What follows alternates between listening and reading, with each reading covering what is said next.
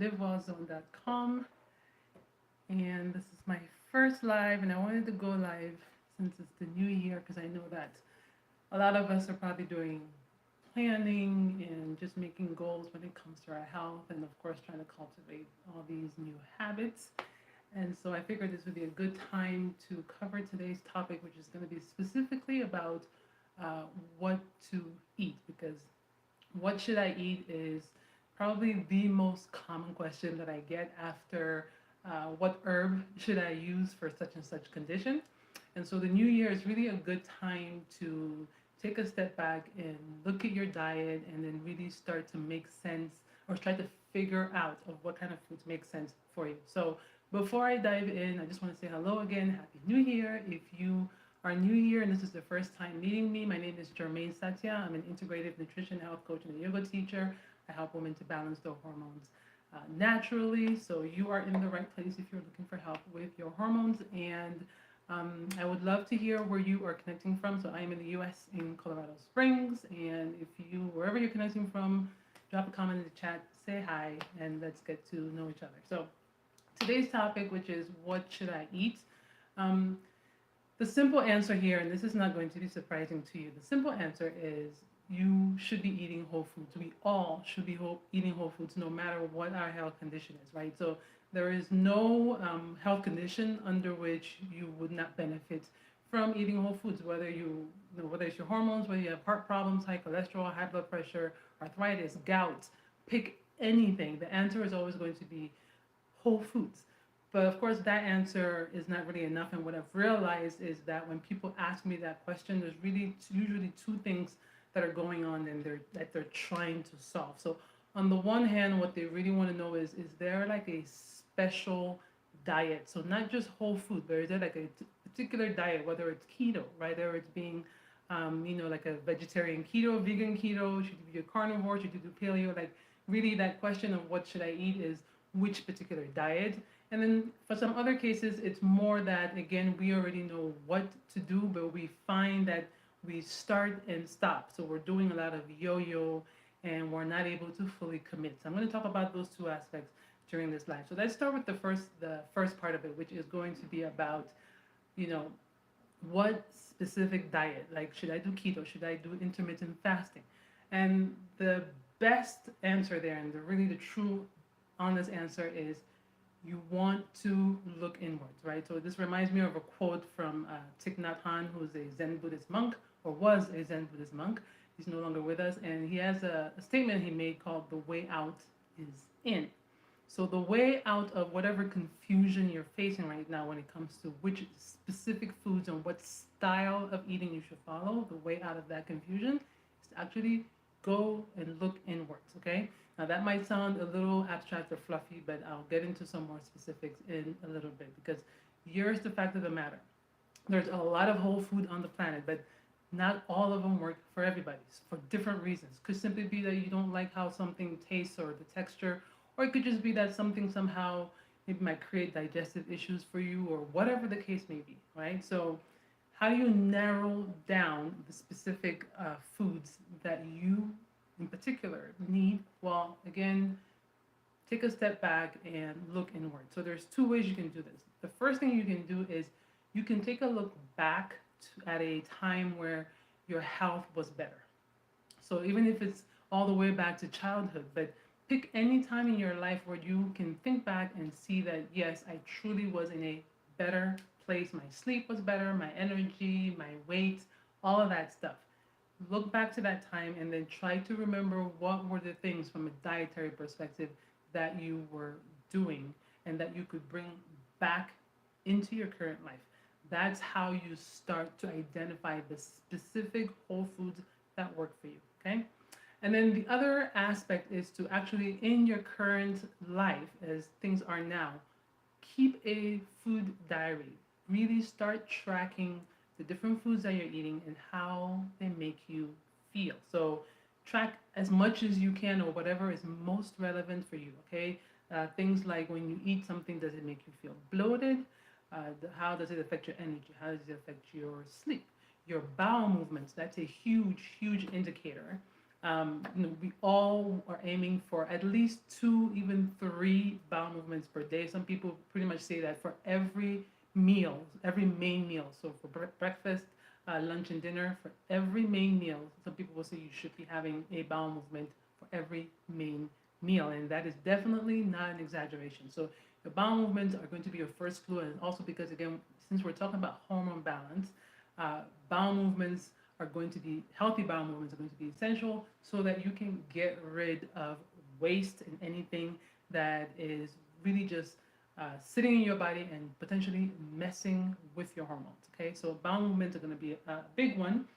Another thing to notice would be like your skin, for example. How does your skin react to different foods? Not just in terms of acne, but even in terms of things like, does it feel drier? Does it look more alive, more healthy, more vibrant, or is your skin getting a little bit dull? All of those things are going to be clues. Pain, so it could be menstrual cramps, or it could also be things like just joint pain. If you are experiencing things of that nature, you also want to pay attention of that. So really, keep track of everything you're eating. Another big one that I'm going to share here is lymph nodes. I'm just looking at my notes.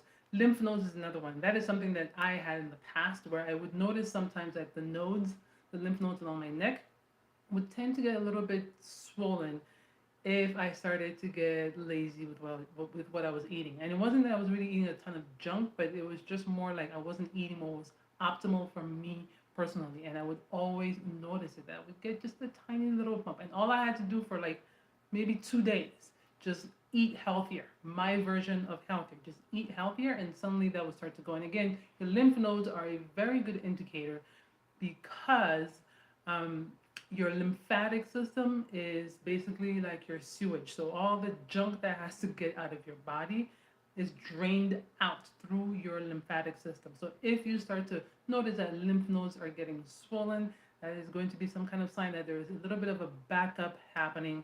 And that is a simple way again for you to start to notice what's working and what's not working for you from a dietary perspective. Okay.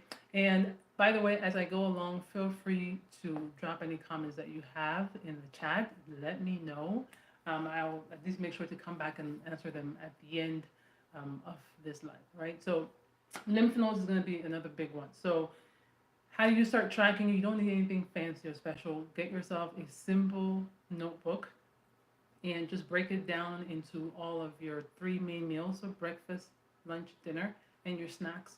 Write down what you ate, and then just write down what you observe when it comes to all the things I've mentioned, whether it's how your digestion feels, your energy, your sleep, and so on and so forth. Start to track that on a daily basis. If you've never done this before, do it for at least about a week, like a good week, 7 days.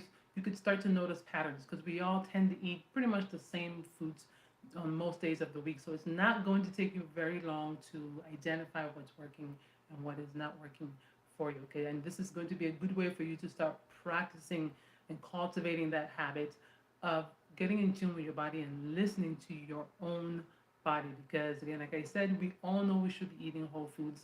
There is no person on this planet that believes that we should be eating any kind of junk food or processed or unhealthy food. So it's just a matter of identifying the ones that work for you. So start there, okay?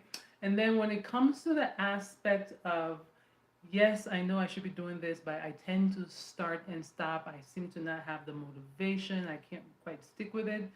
This is still going to go back to what I said before, which is the way out is in. The way out of your conundrum is to still look inward. So that is going to be a signal basically that somewhere along the way maybe you have uh, picked up on some kind of messages that point towards the fact that you should not really be taking care of yourself, right? And this is a very, very common thing. So if you're in this situation, do not beat yourself up or feel like you're unique in that. It's a very common thing because we're living in a space or in a world that tells us that we should make time for everything else. We should make time to maybe go work 1, 2, 3 jobs to make somebody else's dreams come true while we neglect ourselves, right?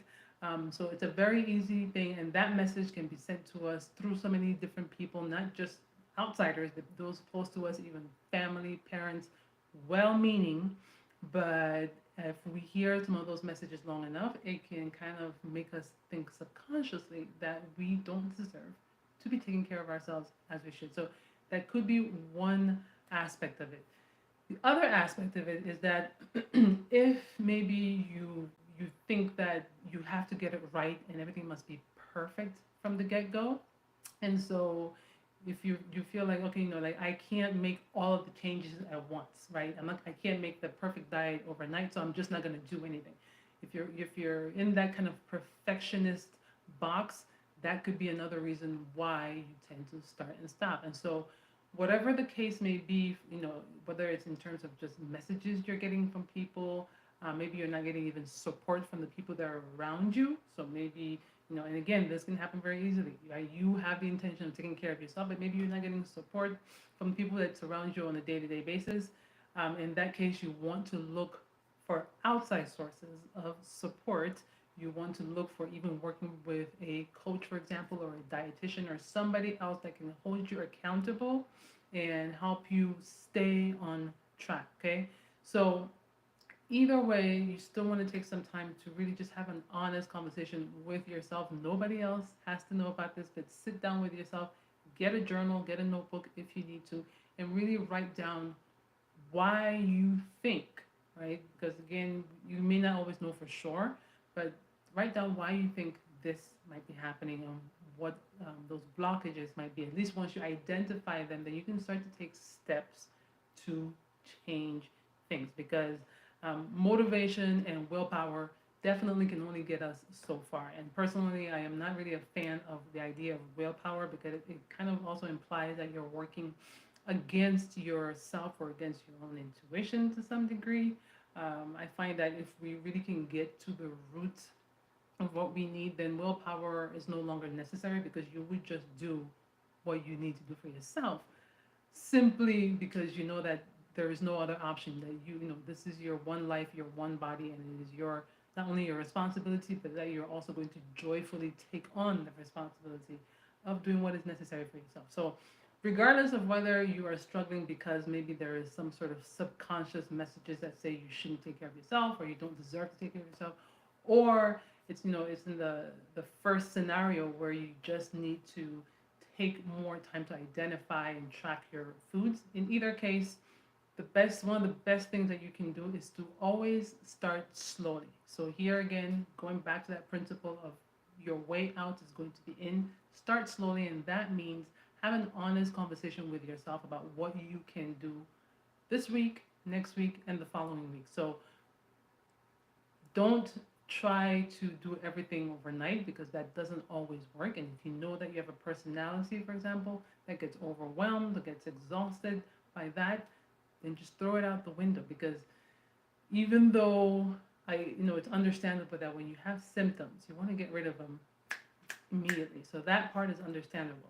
But what you also don't want to do is overwhelm and frustrate yourself, right? Because this is all you and you together. So you want to do this in a patient, loving, and kind and caring way with yourself, for yourself. So have an honest conversation with yourself about what can I do, and really break things down into small, manageable pieces. So maybe you're sitting at a place right now, especially at the beginning of New Year, where you're thinking to yourself, okay, I want to start juicing. I want to eat, maybe like the 9 cups of vegetables per day. I want to up my self-care game, so I'm going to start having an extended morning routine with, the meditation for 30 minutes or an hour. Then I'm going to journal. Then I'm going to do breath work. Okay, those are all fantastic goals.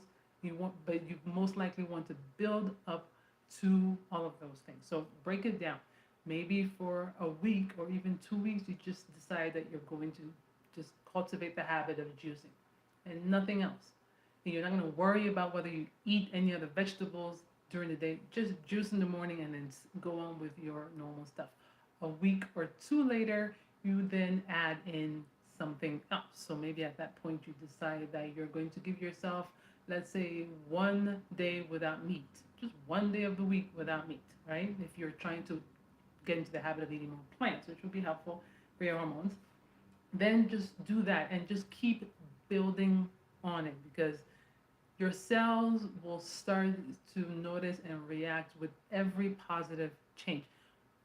A small positive change is much better than trying to do all of it over at once, getting overwhelmed, and then dropping it. And then now you're not really making any progress towards, taking care of yourself the way you want it. Okay, so yeah, so really take that progressive approach, and that can lighten the load, and actually also again will give you time to see what really is working, because this is a work in progress. Okay, especially when you're doing this alone. If you are coming in like working with somebody that like myself who's a coach, that's different, because I have tested things with other people, I've run programs, and I've seen what works and what doesn't work at a general level. But when you're doing this by yourself, you really do want to um, build up ideally, because you will be easier for you to identify what's working and what's not working. Okay.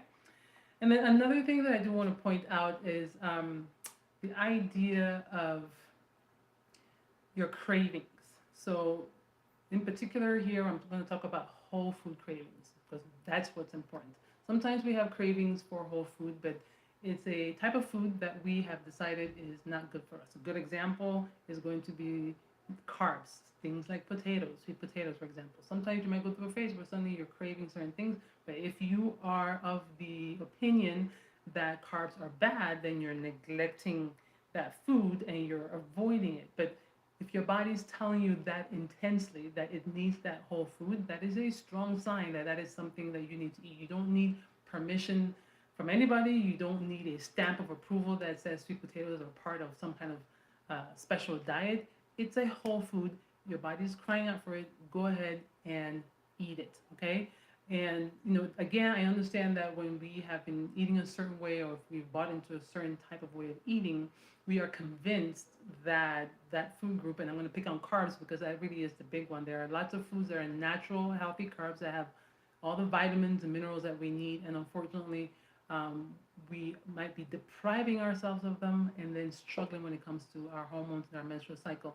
A very good example of this would be if you have hypothalamic amenorrhea. So if you have a missing period, for some people, not everybody, but for some people, that is due to the fact that there is not enough healthy carbs and or not enough calories. And those two things tend to go together. And so you deprive yourself of that, and unfortunately the body reacts to that by then at some point maybe your cycles get irregular or they completely disappear. Okay, and sometimes all you have to do is just eat more calories or eat more healthy carbs, and you're good to go. And that stress of not eating carbs goes down. Your body's stress reaction goes down, and your period comes back again. So something to keep in mind as you follow trends, that you really want to listen to your own body and not just go with a trend, because while that trendy diet might have helped somebody else, may not necessarily be the best choice for you. Okay, and so that's really what I wanted to share with you guys today during this live. And again, I'm just checking the comments here to see if there is anything coming up. And maybe I missed it. And if I did, I apologize. It's my first live, so I am still trying to sort all of this out. But it doesn't look like there are any comments here. I think I saw one pop up earlier. But anyways, as always, this is going to be on YouTube. So if you do have any questions that come up later, you can always leave them in the comments, and I'll try to get back to you guys as quickly as I can. Now, before I wrap up, the last thing that I want to share with you guys is the idea of eating more plants. Okay, and we're going to talk about this in a different video, but the idea of eating more plants is just because nutrient density, right? Plants are just generally more nutrient dense than animal foods generally. Okay, and especially when we're talking about things like vitamins and minerals, you're going to get a lot more from plants. Unless you're eating organ meats, you're not always getting a ton of vitamins and minerals, right? So that's the simple reason why you want more plants. But just remember that whether you're eating more plant-based or you're eating more meats, the quality is what matters the most. So if you enjoy eating your meats and stuff like that, you can still keep them in your diet, but get good quality. Make sure that they are raised in a good environment, that we're not giving growth hormones, antibiotics. If it's cows or chickens, things like that, that they had pasture to be on, because animals that get to be out in the sun, that get to exercise, are healthier in the same way that we are healthier when we also get to move and we get sunlight. Same principle. So if that chicken or cow or whatever wasn't raised in a healthy way, their tissue, their flesh is also not going to be healthy, which means when you consume it, you're not going to get as much as you could out of it. Okay. And on the plant side of things, here is mostly a concern about pesticides that were sprayed onto those plants. So if you can eat organic, if you cannot, then don't stress out about it too much. Just make sure that you're prioritizing whole foods. But remember, at the end of the day, the quality of how your food is grown is really going to make a huge, huge difference also in terms of your body being able to heal properly, right? So I want to thank you for those of you that are here that came in and jumped in on live. There's a few of you on here. Thank you so much for being here. And once again, if you have any comments, I'm here for a few more minutes. Feel free to drop them in the chat. Otherwise, drop them at the end later on when the video goes up on my channel. All right. So thank you guys so much for being here, and I'm happy. I'm hopeful that this was very helpful for you. Share this with anybody else if you think that they would benefit from it. And I will see you next time. I plan on doing more lives because I do want to make sure that we're getting more interaction and being able to move you forward faster, right? So thank you so much, and I'll see you next time. Bye bye.